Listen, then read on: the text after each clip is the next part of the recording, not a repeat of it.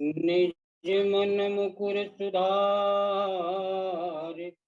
वरणो रघुबर विमल जस, जोदायक फल चारि, बुद्धिहीन तनु जानिके, सुमिरहु पवन कुमार, बल बुद्धि विद्या देहु मोहि, हरहु कलेश विकार, बंदहु राम लखन भय देहि, अजित तुलसी के परम स्नेही, जब तक नभ में चंद्र है, और गंगा जमुन में पानी, तब तक जग में अमर रहेगी तुलसी तेरी कहानी। अरे तब तक जग में अमर रहेगी तुलसी तेरी कहानी।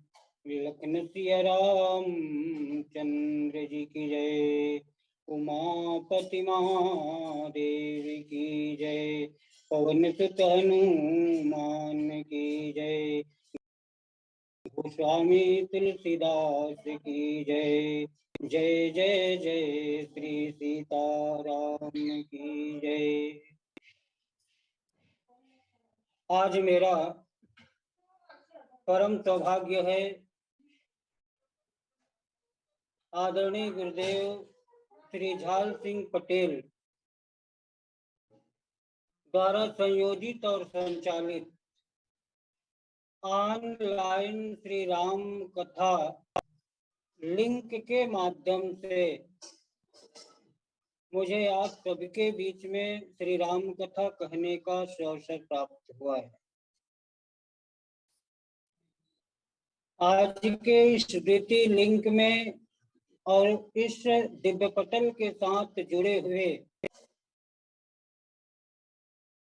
जितने भी मानस के प्रखर वक्तागण हैं और साथ ही साथ यह एक ऐसा पटल है जिस पटल के माध्यम से हम और आप जो है नित्य प्रति राष्ट्रीय एवं अंतर्राष्ट्रीय स्तर के जो कथावाचक हैं, जो वास्तव में व्यास गादी के अधिकारी हैं, ऐसे महान विभूतियों के मुखार विंद से राम कथा का अनुश्रवण करते हैं।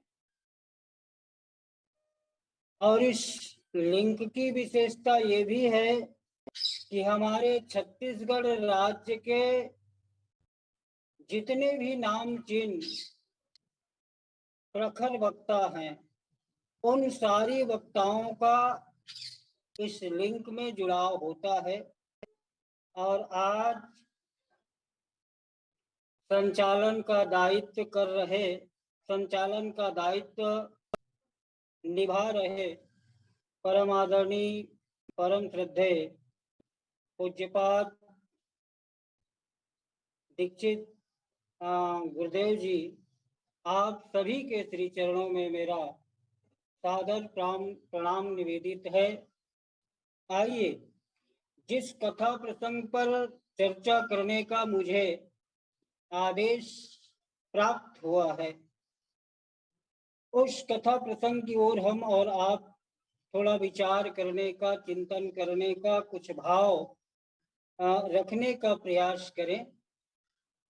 श्रीमद् रामचरितमानस का चतुर्थ सोपान किष्किंधा कांड, दोहा नंबर 28 के नीचे की दूसरी चौपाई पर मैंने चर्चा करने का आग्रह आदरणीय गुरुदेव पटेल जी से किया था, और गुरुदेव के स्वीकृति के पश्चात आज इस द्वितीय लिंक में आप सबके बीच में उसी कथा प्रसंग पर मैं कुछ भाव आप सबके बीच में रखने का प्रयास करने जा रहा हूं।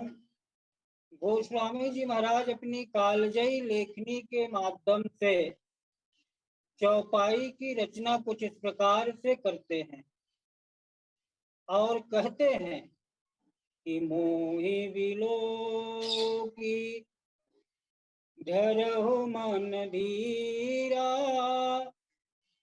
राम कृपा पस भयहु शरीरा।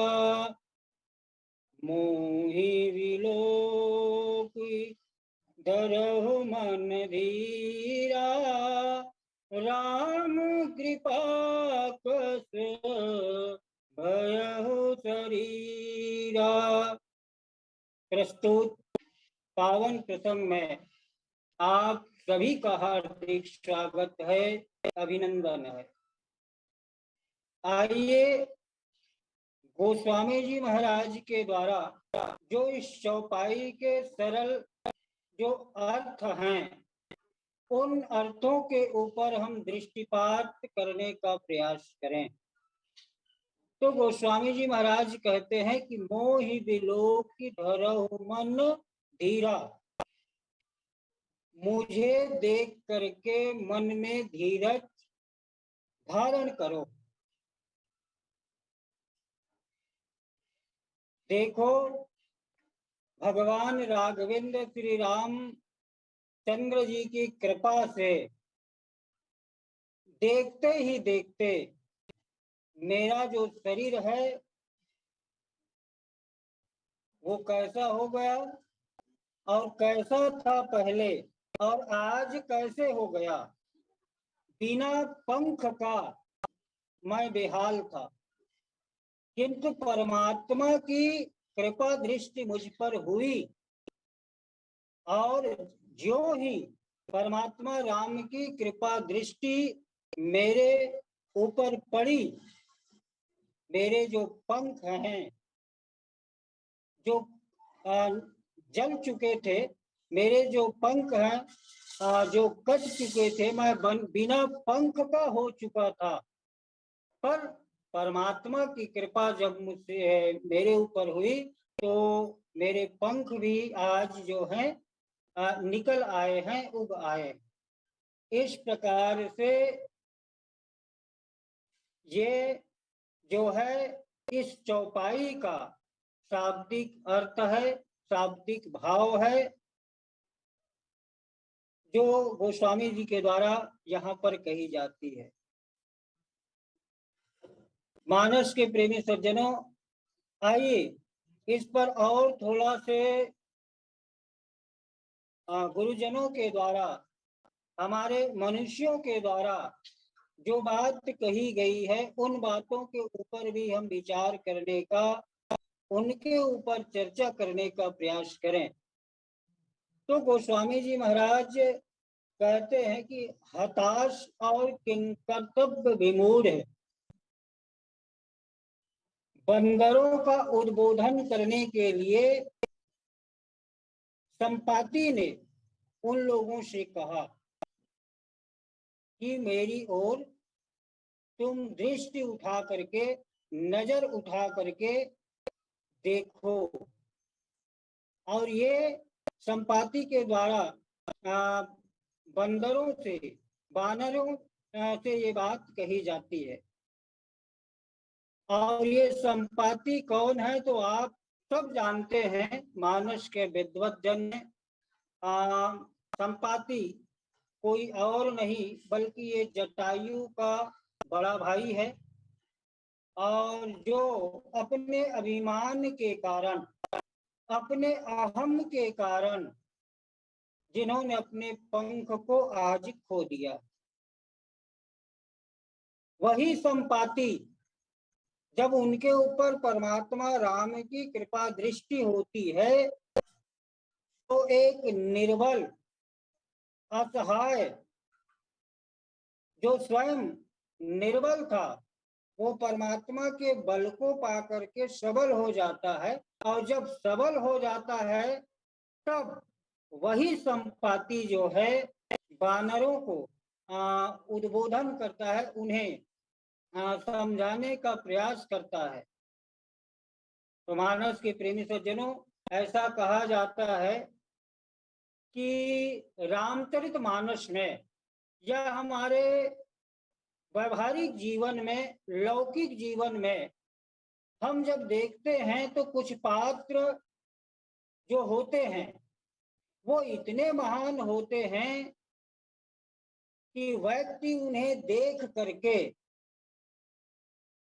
अभिभूत तो हो जाता है, महान व्यक्ति को देख करके अभिभूत तो हो जाता है, उससे प्रभावित तो हो जाता है, लेकिन उस महान व्यक्ति के कृतित्व में, उनके व्यवहार में जो मुख्य बातें हैं, उन बातों को अपने जीवन में वो आत्मसात नहीं कर पाता, वो अपने जीवन में नहीं उतार पाता, उससे प्रेरणा प्राप्त नहीं कर पाता, और जिसके कारण जो है कोई भी व्यक्ति जो है वो इस संसार सागर में नाना प्रकार के जो कष्ट हैं, उन कष्टों को उन्हें सहन करना पड़ता है। एक दुर्बल जो व्यक्ति है वो जब अपने समक्ष कुछ ऐसे पात्र को पाता है जिनका जो चरित्र है वो दिव्य है, जिनका जीवन साधना और आराधना से भरा पड़ा हुआ है, ऐसे साधना और आराधना से परिपूर्ण व्यक्तित्व को देख करके निर्बल व्यक्ति जो है जब अपनी ओर देखता है तो उसको अपने आप में ग्लानि होती है, अपने आप में उन्हें ग्लानि होती है, और ये सोचता है कि काश मेरे जीवन में या मेरे चरित्र में भी इस प्रकार की इस प्रकार का जो व्यक्तित्व है आ जाए तो कितना अच्छा होता। लेकिन उसके लिए उसको प्रयास करने की आवश्यकता है और वो प्रयास नहीं कर पाता। किंतु इसके स्थान पर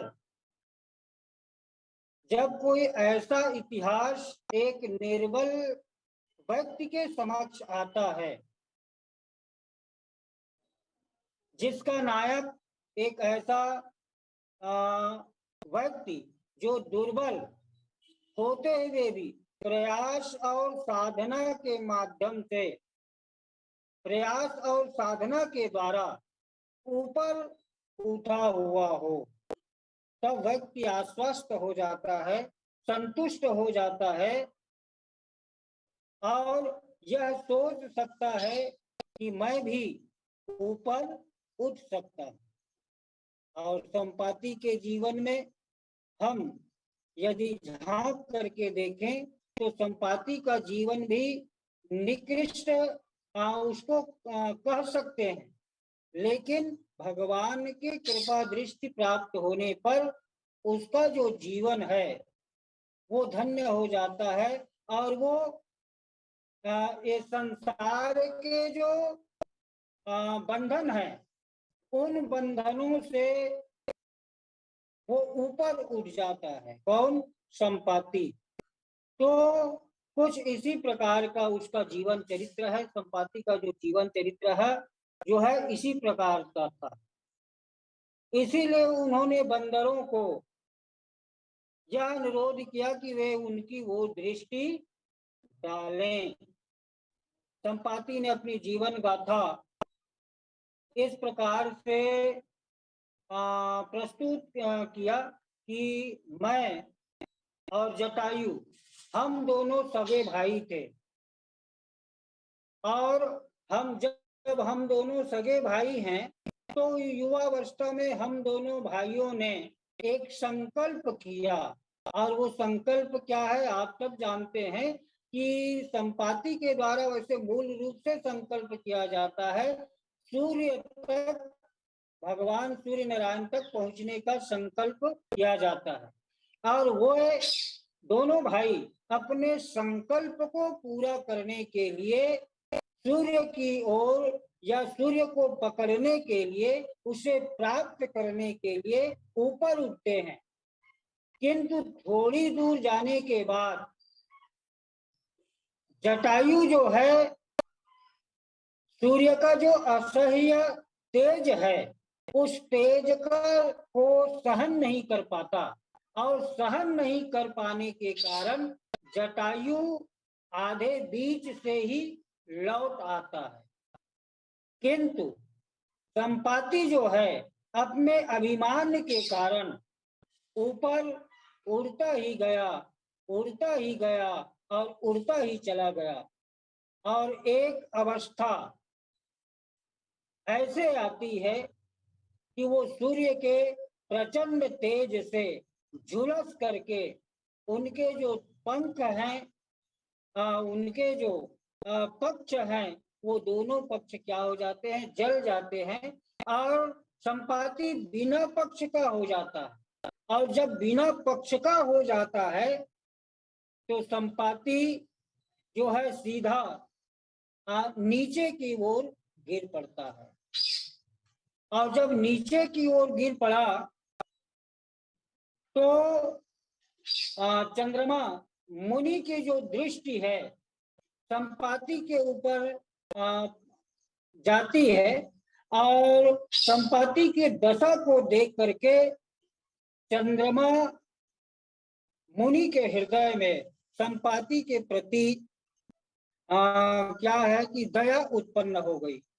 उन्होंने संपाति को बहुत प्रकार से समझाया, उन्होंने संपाति को बहुत प्रकार से ज्ञान दिया, उन्हें उपदेश दिया, और उपदेश दे करके उसको देहाभिमान से छुड़ाया। और इस प्रकार से संपाति का जो देहाभिमान है वो चंद्रमा मुनि के ज्ञान से, चंद्रमा मुनि से ज्ञान प्राप्त करने के कारण उसका जो देहाभिमान है वो जाता रहा। केवल इतना ही नहीं, उस चंद्रमा मुनि के द्वारा संपाति को ये बातें भी बताई गई कि त्रेता युग में ब्रह्म जो है मनुष्य शरीर में अवतार लेंगे, और जब ब्रह्म मनुष्य शरीर धारण करके त्रेता युग में इस धराधाम में अवतार लेंगे, तब उस ब्रह्म की जो अर्धांगिनी है, उनकी जो पत्नी है, उनके पत्नी का हरण राक्षस राज रावण के द्वारा किया जाएगा। और जब राक्षस राज रावण के द्वारा उनकी पत्नी का हरण कर लिया जाएगा तो भगवान के द्वारा उनका अन्वेषण करने के लिए, पता लगाने के लिए वानर सेना को भेजा जाएगा। और जब माँ भगवती सीता जी का अन्वेषण करने के लिए वानर सेना आएंगे और तुम्हें दर्शन देंगे, तो तुम्हारा एक ही काम होगा कि तुम उन्हें ये बता देना कि सीता जी वानरों को कहाँ मिलेंगी। इस प्रकार से चंद्रमा मुनि जो है संपाति को ज्ञान प्रदान करते हैं, ये सारी बातें बताते हैं। और आज वो चंद्रमा मुनि की जो बातें हैं, उनका जो ज्ञान दिया हुआ ज्ञान है, आज संपाति के जीवन में सत्य सिद्ध हो रहा है। और इसीलिए आज संपाति अपनी बात को प्रबलता के साथ वानरों के समक्ष रखते हुए कहते हैं कि आज जो है चंद्रमा मुनि की बातों को मानने के कारण मेरे जीवन में जो धन्यता आई है वो केवल चंद्रमा मुनि के ज्ञान को ग्रहण करने के कारण आया हुआ है। इसलिए आप लोग भी मेरे वाक्यों को सुन करके ठीक वैसा ही करो।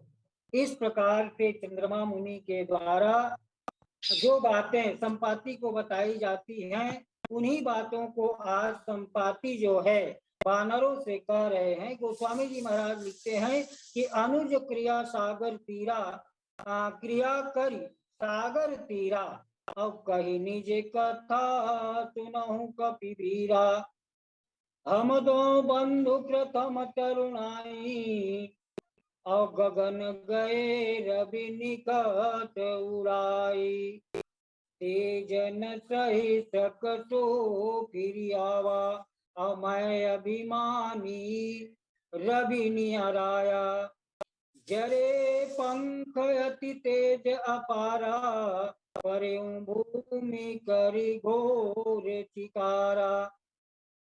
तो इस प्रकार से गोस्वामी जी के द्वारा जो बातें कही जाती है, उन्हीं बातों को आज संपाति जो है याद करके वानरों को आज सीता जी की खोज करने के लिए उन्हें संबल प्रदान कर रहे हैं एक प्रकार से।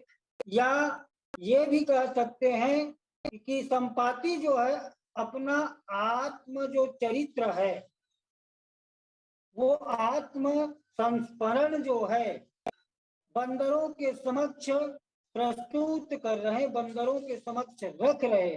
और संपाति के द्वारा बंदरों के समक्ष आत्म संस्मरण रखने के पीछे केवल एक ही कारण है कि क्योंकि संपाति का ये मानना था कि दूर दूर तक के परमात्मा से मेरा कोई संबंध नहीं था, मैं उन्हें जानता तक नहीं था, उनसे मेरा किसी प्रकार से जान पहचान नहीं थी। और इतना सब कुछ होने के बाद भी जब परमात्मा मेरे ऊपर कृपा दृष्टि कर सकते हैं, तो आप लोग तो वैदेही की का पता लगाने के लिए जा रहे हैं, तो निश्चित रूप से आप लोगों की जो कार्य है, आप लोग जिस कार्य के लिए जा रहे हैं वो कार्य सिद्ध होगा। यानी एक प्रकार से संपाति जो है वानरों को प्रेरणा प्रदान करने का काम यहाँ पर अपने आत्म संस्मरण के माध्यम से कर रहे हैं। क्योंकि जैसे ही वो स्वयं प्रभा के गुफा में ये सारे के सारे वानर सेना पहुंचते हैं, तो उनके मन में एक निराशा की भावना जो है जागृत हो जाती है। और वो निराशा से अब तक के वानर जो हैं, बंदर जो हैं, छुटकारा नहीं पा सके। तो वानरों की निराशा को दूर करने के लिए ही संपाति जो हैं उन्हें आत्म संस्मरण प्रदान कर रहे हैं, उन्हें आत्म संस्मरण बता रहे हैं, ताकि उनमें एक नई चेतना, नई स्फूर्ति, नया तेज जो है वानरों के मन में जागृत हो सके और वो जो है जिस कार्य के लिए जा रहे हैं, माँ भगवती सीता जी का अन्वेषण के लिए जा रहे हैं, तो वो अपने कार्य में सफल हो सके। इस भाव को लेकर भी संपाति के द्वारा वानरों को उद्बोधन किया जाता है। और गिद्ध संपाति जो है अपनी आत्मकथा का बखान जब करते हैं, तो संपाति की जो आत्मकथा है वो निश्चित रूप से हम ये कह सकते हैं कि ये साधकों के लिए अत्यंत प्रेरक है। वो साधकों के लिए अत्यंत प्रेरणादायी है, क्योंकि जब उन्होंने अपना संस्मरण बताना शुरू किया, तो जिस प्रकार से हम व्यवहारिक जगत में या संसारिक जगत में, लौकिक जगत में देख पाते हैं, या किसी के समक्ष जब हमें अपना परिचय देना होता है, तो हम अपना परिचय किस रूप में देते हैं कि मैं मेरा नाम ये है, मेरे पिताजी या मेरे माताजी, मेरे जन्मभूमि का नाम ये है। इस प्रकार से हम अपना परिचय सामने वाले के पास प्रस्तुत करते हैं। लेकिन संपाति ने ऐसा कुछ भी नहीं किया। यहाँ तक के बाल्यावस्था से लेकर के युवावस्था तक की जो जीवनी है, युवावस्था तक की उनका जो जीवन चरित्र है, उस जीवन चरित्र को वानरों के समक्ष रखना भी वो आवश्यकता अनुभव नहीं करते। केवल वो इतना ही बताना चाहते हैं कि चंद्रमा मुनि के सत्संग का ही ये प्रभाव है, ये असर है, कहना चाहिए कि संपाति ने आत्म विज्ञापन से दूर अपना संस्मरण सुनाते हैं। जबकि हम अपना संस्मरण किसी के सामने प्रस्तुत करते हैं, तो हमारे संस्मरण प्रस्तुत करने में आत्म विज्ञापन इसमें जुड़ा हुआ होता है। अक्सर हम और आप लोग अपने आप को दिखाने का, अपने आप को प्रदर्शित करने का प्रयास करते हैं कि मैं ये हूँ, वो हूँ, या मेरे पास ये योग्यता है, ये क्षमता है। लेकिन संपाति ने ऐसा कुछ भी नहीं किया, और इसका कारण है क्योंकि वो चंद्रमा मुनि के द्वारा उन्हें ज्ञान प्राप्त हो चुका था, और चंद्रमा मुनि के द्वारा प्राप्त ज्ञान के कारण ही आज संपाति जो है आत्मविज्ञापन से दूर अपना परिचय वानरों के समक्ष प्रस्तुत करते हैं। इसके विपरीत जब हम संपाति के प्रारंभिक जीवन को झांक करके देखें, तो उसके अंतःकरण में कहीं न कहीं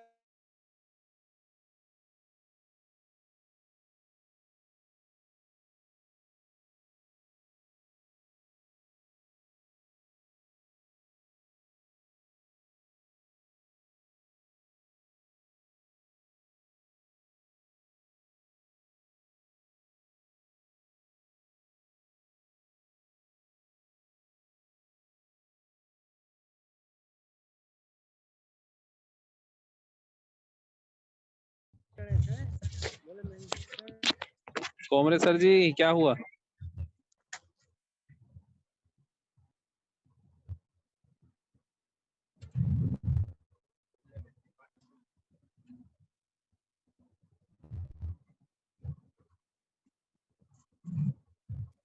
लगता है उनका फोन आ गया भैया, फोन आ गया होगा। 1 मिनट प्रतीक्षा कर लेते हैं, अगर आ जाएंगे तो।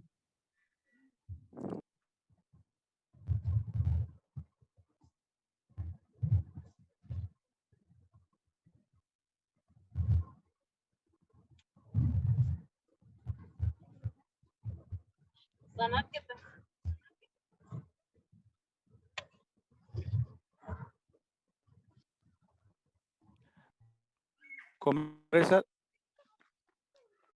हेलो सर, आप टेक्निकल प्रॉब्लम है क्या कुछ?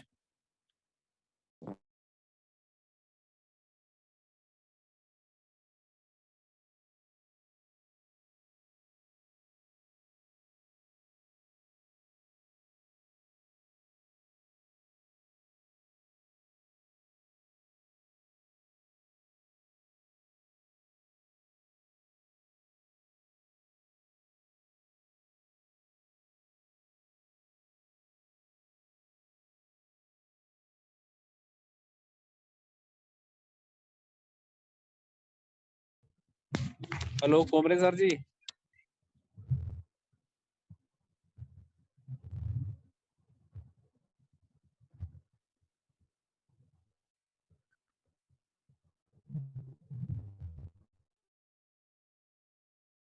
ऐसे हो गई जी।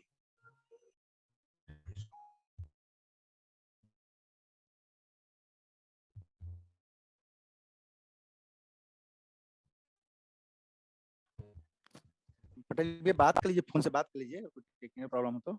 जी जी।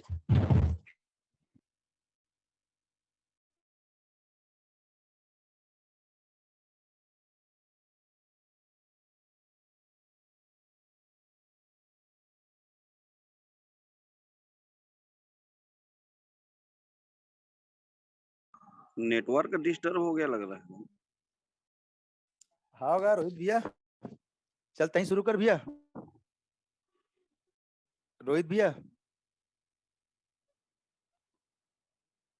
7 मिनट बचा है रोहित भैया। हम हाँ। बाजार में हूँ महाराज जी, बाजार आए हूँ। अच्छा बाजार में हैं, जी जी जी, हाँ भैया हाँ।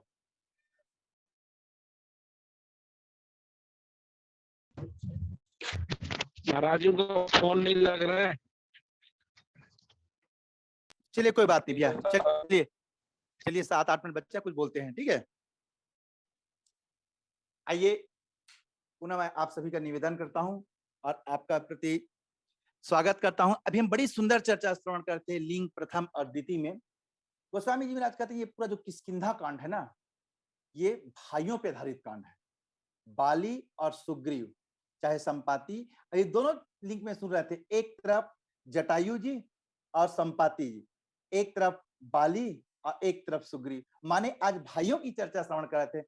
आप देखना किष्किंधा कांड में भगवान जब सुग्रीव से मिले, शाम को वार्ता चल रही दोनों के बीच में, सारी वार्ता हुई।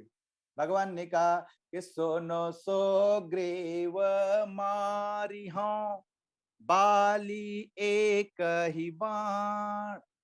भगवान ने शपथ लिया कि मैं बाली को मारूंगा।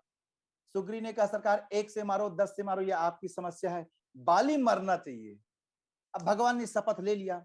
दूसरे दिन युद्ध हुआ, जब बाली का प्राण निकलने वाला था, तो वही भगवान कल सुग्रीव को जो आश्वस्त किए थे, वही भगवान कह रहे हैं कि अचल करो तनु राखहूं प्राणा। बाली तुम जिंदा रहो, मैं तुम्हें जिंदा रखना चाहता हूं। जब भगवान ने कहा तो सुग्रीव का ब्लड प्रेशर बढ़ने लगा। कहा सरकार आप दो भाई से दो तरह की बात करते हो। कल शाम को आप कह रहे थे कि मारियो बाली एक ही बाण, और जब मरने लगा तो कहते आप जिंदा रहो। तो सरकार आप ये बताओ कौन सा बात आपका सत्य है? जो मुझसे बोले थे मैं मारूंगा वो, कि आप बाली से जो बोल रहे हो कि तुम अचल करो तनु राखऊं प्राणा, कौन सी बात सत्य है प्रभु? भगवान ने कहा सुग्रीव दोनों बात सत्य है। सुग्रीव ने कहा सरकार सत्य दो नहीं होते, सत्य हमेशा एक होता है। दिन है तो रात नहीं हो सकता, रात है तो दिन नहीं हो सकता। यदि आप बाली को मारना चाहते हो मेरे अनुबंध के हिसाब से तो बचा नहीं सकते, और अगर आप बाली को बचाना चाहते हो तो फिर आप जो मुझसे कहे ना वो बात मिथ्या हो जाएगी। भगवान ने कहा अच्छा ये बताओ सुग्रीव मैंने क्या कहा था? सुग्रीव ने कहा सरकार आप शर्त रखे थे कि सुनो सुग्रीव मारी हाँ, बाली एक ही बाण, ब्रह्म रुद्र शरणागत गय न उबर प्राण। सुग्रीव तुम चिंता मत करो, अगर मैं बाली को मारूंगा तो वो ब्रह्मा के शरण में जाएगा और भगवान शंकर के शरण में जाएगा, तो भी नहीं बच सकता। लेकिन एक बात निवेदन करूं, आप देखना हमारे यहाँ 3 देव की परंपरा है, ब्रह्मा विष्णु और महेश। भगवान राम अगर चाहते तो तीनों का नाम ले सकते थे ना, कि ब्रह्मा विष्णु महेश के शरण में जाएगा तो भी नहीं बचेगा, लेकिन भगवान ने एक छोड़ दिया, केवल दो का नाम लिया, ब्रह्म रुद्र शरणागत। सुग्रीव, मैंने कहा था कि अगर ये बाली मरते समय ब्रह्मा के शरण में जाएगा तो भी नहीं बचेगा, भगवान शंकर के शरण में जाएगा तो भी नहीं बचेगा, लेकिन मैंने तो ये नहीं कहा था ना कि विष्णु के शरण में जाएगा तो नहीं बचेगा। अब आज अगर बाली इस समय खड़ा है अब मुझसे वार्ता कर रहा है तो मैं विष्णु का अवतार हूं ना, तो अब बाली मुझसे, मैंने इसीलिए एक घर बचा के रखा था, चाहता तो वहां भगवान तीनों नाम ले देते। कहने का तात्पर्य कि भगवान ने सुग्रीव के भी जो वचन है उनका भी पालन कर रहे हैं और बाली के साथ बात कर रहे हैं। बाली ने कहा सरकार मैं तो प्राण निकलने वाला है, ये बताओ मुझे मारा क्यों? कथा आप सब जान रहे हैं, केवल कुछ भाव रखने का प्रयास करूं, मेरा कारण क्या है? अवगुण कमन नाथ मुहि मारा। आईपीसी भारतीय संविधान में भी देखना, जब किसी न्यायालय में अपराधी को सजा सुनाया जाता है तो न्यायाधीश ये बताता है कि अमुक अमुक अपराध के अमुक धारा के तहत तुम्हें ये सजा मिल रही है। सरकार इतना बड़ा प्राण दंड दे रहे हो और अपराध नहीं बताओगे, मैं सुनना चाहता हूं कि मेरा अपराध क्या है। भगवान ने गिनाया, अनुज वधु भगनी सुत नारी। बाली ने कहा सरकार ये जो आप बोल रहे हो ना ये आपके संविधान में है, हमारे संविधान में नहीं है। आप जो नियम बता रहे हो ना ये उनके लिए है जो मनुष्य हैं, और सरकार हम मनुष्य नहीं है, हम वानर जाति से हैं। अच्छा आप देखना, संविधान सबके अलग अलग है, पशुओं का अलग संविधान, मनुष्यों का अलग संविधान। आप पशुओं के संविधान मनुष्य के संविधान को हमारे लागू कर रहे हैं। अगर आपने इस नियम से मारा है तो सरकार आपने गलत किया है, आपका ये मानना उचित नहीं है। भगवान ने कहा तुम बाली सही कह रहे हो, अगर तुम इसको स्वीकार नहीं करते तो प्रमुख कारण यह है कि अति अभिमाना, तुम्हें जो अभिमान था ना, मैं सब कुछ सहन कर सकता हूं लेकिन अभिमान सहन नहीं कर सकता। और जैसे भगवान ने कारण बताया बाली मरना स्वीकार कर रहा है। अच्छा एक बात देखना, आज भी अगर किसी से आप पूछो जो जिंदगी और मौत के बीच में जूझ रहा है, आप जीना चाहते हो कि मरना चाहते हो, हर आदमी कहेगा कि मैं जीना चाहता हूं। और जिसको भगवान जिलाना चाहता है वो व्यक्ति कह रहा है मैं मरना चाहता हूं, सरकार मैं मरूंगा। भगवान ने कहा क्यों मरोगे बाली? बाली ने कहा सरकार ये बताओ अगर मैं आज बच गया और जिस दिन मैं मरूंगा उस दिन आप मेरे सामने आओगे? भगवान ने कहा जब हम मरते समय बाप के सामने नहीं पहुंच पाए, महाराज दशरथ के सामने नहीं पहुंच पाए, तुम्हारे सामने कैसे पहुंचेंगे? बाली ने कहा सरकार दुनिया का व्यक्ति जब मरता है ना तो उसको लेने काल आता है, लेकिन आज ये जब बाली मर रहा है तो उसके सामने कौशल्या का लाल आया है। दुनिया का व्यक्ति जब प्राण छोड़ता है तो उसके सामने यमराज आता है, लेकिन बाली आज प्राण छोड़ रहा है तो उसके सामने रघुराज आया है। बताओ सरकार विश्व के धरती में ऐसा किसी को मृत्यु मिलेगी? भले मनुजी के रूप में महाराज दशरथ ने इतना तपस्या किया, ठाड़े रहे एक पद दो, लेकिन वो सुख मृत्यु का उसे भी नहीं मिल पाया जो मुझे मिल रहा है। अब बाली भगवान के सामने प्राण त्याग रहे हैं। मैं निवेदन कर रहा हूं भगवान बाली को मारना चाहते तो नरक भेज देते, लेकिन भगवान बाली को मारना नहीं चाहते बल्कि बाली को तारना चाह रहे हैं। भगवान से पूछा गया सरकार समय हो गया जल्दी बताओ बाली कहाँ गया? तो भगवान कह रहे हैं कि बाली बाली कहाँ गया? निज धाम पठावा। भगवान अपने धाम भेज रहे हैं। तो भगवान का उद्देश्य है दोनों भाई का कल्याण करना। एक को जिंदा रख के सुग्रीव का कल्याण किया और बाली को मार करके भगवान ने बाली का कल्याण किया। ईश्वर हमेशा चाहे किसी भी रूप में हो जीव का कल्याण ही करता है, सुख देता है तो भी कल्याण करने के लिए सुख देता है, दुख भी देता है तो कल्याण करने के लिए दुख देता है। जीवन देगा तो ये मानकर जीव का कल्याण ही करेगा और मृत्यु भी देगा ईश्वर तो वो जीव के कल्याण के लिए देगा। भगवान ने दोनों भाई के सामने एक को रख करके सुग्रीव को बचा करके कल्याण किया और एक भाई को इस संसार से विदा कर कल्याण किया। मैं निवेदन करने का प्रयास कर रहा था, ये जो कांड है ना भाइयों की कथा है। गोस्वामी जी